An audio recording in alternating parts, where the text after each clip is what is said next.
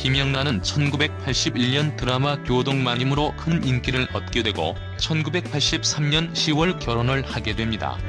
김영남 전 남편의 당시 직업은 사우디아라비아 오퍼상으로 무역사업을 하고 있었으며 김영란보다 4살 연상이었습니다. 두 사람은 김수미 시어머니의 중매로 맞선으로 인연을 맺게 되었다고 하지요. 이후 김영란은 딸을 낳게 됩니다.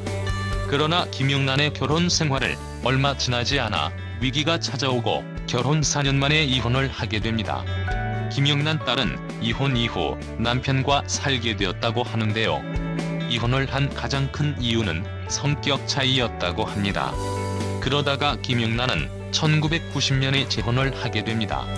김영란 재혼 남편 이영남은 선배의 소개로 처음 만났다고 합니다.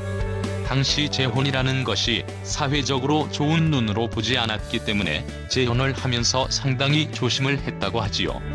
그런데 결혼식장에 이미 저보다 기자들이 먼저 다 와 있었어요. 너무 놀라서 카메라를 손으로 막았는데 그 사진이 기사에 났어요. 김영란 남편의 당시 직업은 사업가로 알려졌죠. 김영란 하면 빼놓을 수 없는 것이 결혼정보회사 CEO라는 것입니다.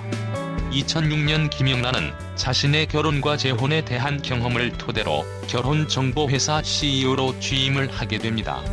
재혼에서 성공적으로 살아가고 있는 김영란에게 안성맞춤인 회사였지요. 내가 선택한 사람을 귀한 사람이라고 여겨야 한다. 귀한 사람인 만큼 귀하게 대접해야 하고 말 한마디도 조심해야 한다. 재혼뿐만 아니라 결혼은 두 남녀 사이의 관계뿐만 아니라 집안과 집안의 결합이다. 그래서 장본인들은 시댁과 처가의 관계를 좋게 만들어야 한다. 시댁 혹은 처가와 관계가 좋지 않으면 부부 사이의 관계 역시 나빠지게 된다.